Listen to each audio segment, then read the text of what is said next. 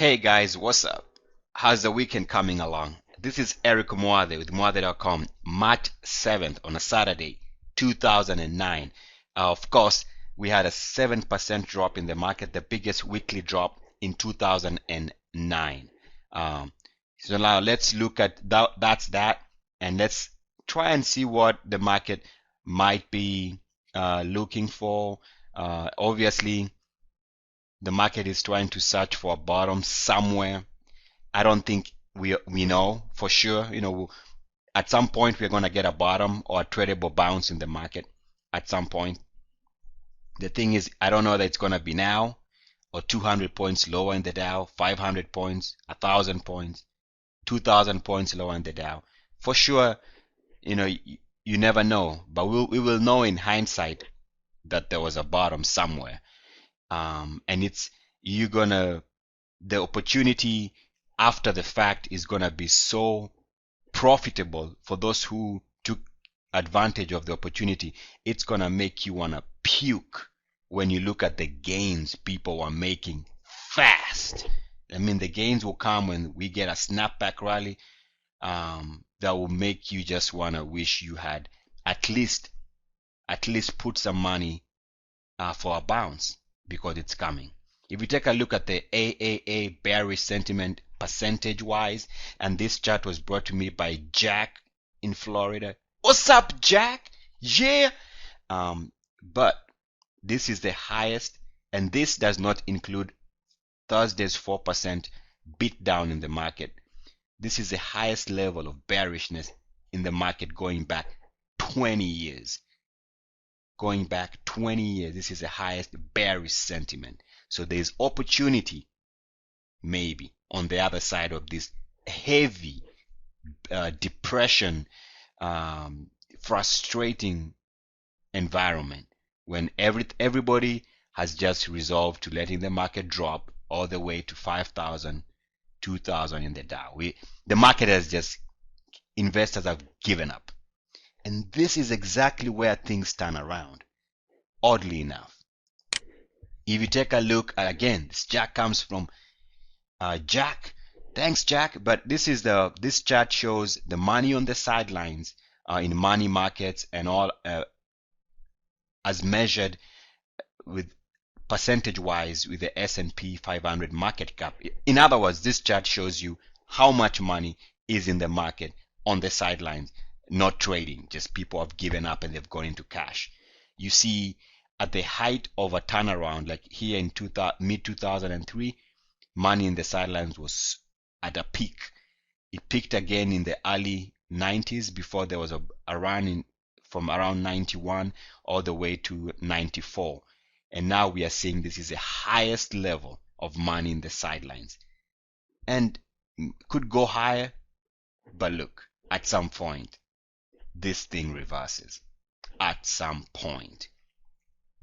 If we take a look at copper, leading indicator of economic activity, not a big move, but at least there's been some kind of a stabilization. This is a 2-year weekly chart. There's been some kind of stabilization in copper, and actually it's now moving above its 10-week moving average and its 13-week moving average. Not a bad move. So while we made lows here in December and November, as of now, copper, we are making new lows in the market, but we see a divergent trade, that copper is moving out of a range, and therefore it's not as bearish from some micro observations. If you take a look at copper again, copper 1-year daily, you see that we were consolidating here on a daily time frame, and even the 13-day moving average, which was flattening out for almost 2 months, is now moving out of a range. It's just packing up to new highs going back 3 months. And also you see that copper moved out of this range. Even if it moves back to this base here, the fact is it's a stabilization action, or even a rally might come out of these levels, or even if it stays around here, it shows that there's some economic activity somewhere in the world. If you take a look at the RSI is showing that there was a break early on in the month of March a breakout in the RSI top lines, and that does lead to substantial rallies down the road. If you take a look at the CRB, and I'm going to spend a minute here, when the CRB index made its high in July of 2008, around these levels here at the highs is when the world was put on notice that there was a impending food shortage, and some countries were even stopping the exporting their food because they thought there was going to be a drought. There was a lot of talk that there was going to be food riots, food rationing. People are going to hoard whatever little they have, so there was going to be a shortage of food basically. And the obvious trade at the time, the most obvious trade, was to go long the commodity stocks. And that by itself, when the trade became obvious, it marked the peak. Okay, keep that in mind, because now the entire world market has resigned itself to the fact that the Dow and all world markets are going to be trading in lower, much lower levels, because that's the obvious trade. It's so bearish that the obvious trade is that the market is going much lower. Now, we take a look at the CRB. Even though it's dropping, on the weekly time frame, at some point there's also some kind of a stabilization on this market right here. And also notice, and you're gonna see this in most of my video, as this weekly chart shows lower prices there, but we see positive divergence on the RSI. Let's take a look at crude oil. Now, I want to bring back the market psychology. When crude oil was trading here in the higher 140 level, it was obvious to anybody who was trading this space that the momentum was so strong. Even Goldman Sachs came out with a call that crude oil was going to $200, and this became the obvious trade. That by itself, when the trade became crowded and obvious, marked the peak.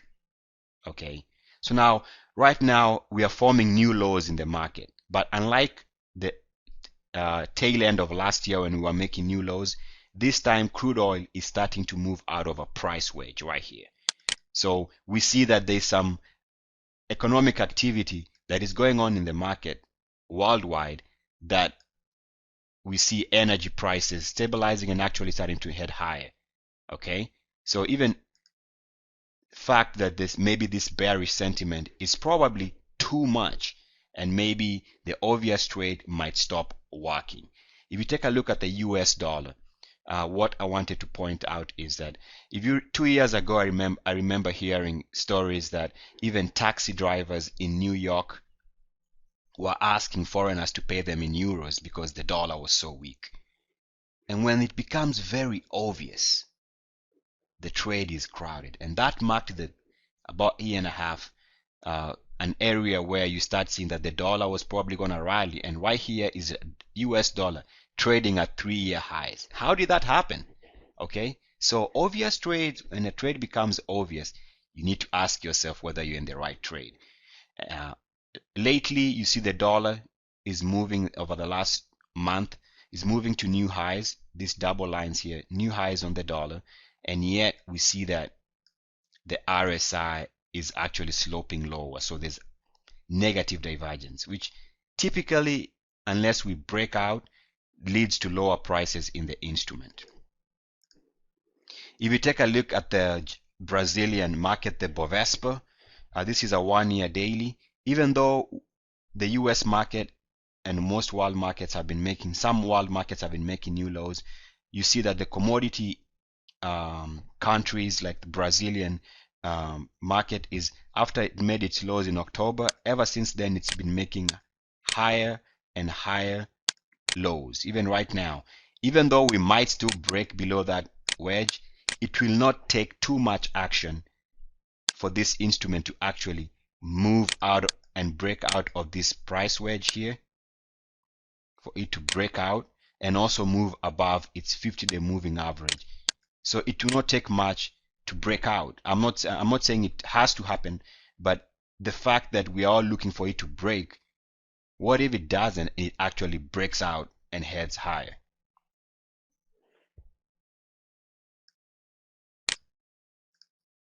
If you take a look at the French CAC, you'll see that this is a 2-year, I think 18-month daily for the French CAC, and what we see here is a very obvious lower prices, and yet RSI is showing positive divergence. So at some point, it doesn't have to be now, but at some point we're going to get a rally from that formation. Might be even lower, but this is usually a sign that there is a move in the opposite direction coming. Just like we had these lower prices making new lows, and yet the RSI was trending higher right here. So lower prices, RSI trending higher, positive divergence, and we had this move. Okay, let's look at the German DAX. This is a 2-year weekly for the German DAX, and again you see the same thing, same observation, lower weekly closing prices, improving technicals right here. So at some point this resolves itself to the upside. When? I don't know. Could be next week. And again you also see that the RSI is potentially setting up for positive divergence. If you take a look at the Hang Seng Hong Kong market, again same scenario. We are seeing lower daily closing lows right here, but the technicals are improving right there. And also we see we also see some kind of let me see, double bottom right there. This right here on the RSI is a double bottom forming. So we might get a rally from that formation. All right, let's move along here. If you take a look at the EWH, which follows the previous chart, is the ETF. You see an obvious looking double bottom right there, double bottom. And also this area here is where the RSI seems to be stopping every time the instrument heads lower lately. So there's some support here, some kind of psychological support. So this is a stabilization of psychology, and maybe we get a rally from that formation. If you take a look at the IBH, the biotech space, the healthcare space has really had a bad week last week from the budget proposals, and you see that even though it was oversold, it snapped back with Friday's move, which was a 5% move on Friday. So there's some life. After it was sold off, people came back and they were buying heavy. So there's some support here. But also what is important technically is to observe the nature of the snapback rally. Is like when we made these lows here in October on this instrument, the snapback out of this oversold area was a straight line up, straight move right there, and we are seeing the same denial of entry. So what that means is that there's a lot of conviction that this move was overdone by this straight move back into higher technical area. So they might be for the sign that maybe that was an overdone sell-off, and that this might actually stabilize or actually even trend higher. If you take a look at the NASDAQ Composite Bullish Percentage Index, blah, blah, I don't even know what it means, to be very honest, but I watch it. What this chart is suggesting is that every time we hit these levels, oversold levels in the market right here, we bounced. Every time we bounced. But what is also more important, and I want to talk about this for a moment, is that in instances where we had this positive divergence, like here, when the market made new lows right there, the shaded area is the S&P 500. When we made new lows early last year into March, there was a positive divergence on this instrument. Okay, and then also notice that when we came back and made lows in July, there was a higher high right here. Okay, just like right now in October, November, when the markets were trending lower, we had positive divergence on this instrument and we had a huge rally from November lows. Now notice this positive divergence, and now when we made new lows here into July of last year, we had a higher high. And right now we are making new lows in the market, and this instrument seems to want to form a higher high from this positive divergence area. So what I'm trying to say in many words is there's a possibility this instrument heads higher from current oversold levels. Okay, so we might get a snapback rally. Okay, now what is important is that you see this formation here where this instrument actually did move higher, and even though this S&P 500 shows a little move from here to here, and then we crashed. Okay, so I'm talking about this little move here from July 15th to around the beginning of September when the market tried to rally. Now that might seem like a very small move visually, but I tell you what, if you go back and look at stocks like AMR, around that AMR moved from around $4 to $13 in about a month. I remember ABK moved from I think $1.50 to way above, I think $8. Could even be higher. I mean, stocks were tripling, quadrupling in this small blip of a recovery. So what I'm saying is, even though it seems like the whole world is coming to an end, on the flip side of the coin is tremendous, absolutely profitable long side trades. This is Eric Muathe, themuathe.com. Enjoy your weekend. Peace and blessings to you. Oh, by the way, those who are following me on my public blog on stockcharts.com, for some reason my charts are not loading. I've sent them an email to see whether they can fix the problem. If they do, the charts will come back online, but for now it seems like we might not have charts until they probably come back on Monday. I don't know how late their text stuff stays up there, but yeah, my charts are not showing up on stockcharts.com.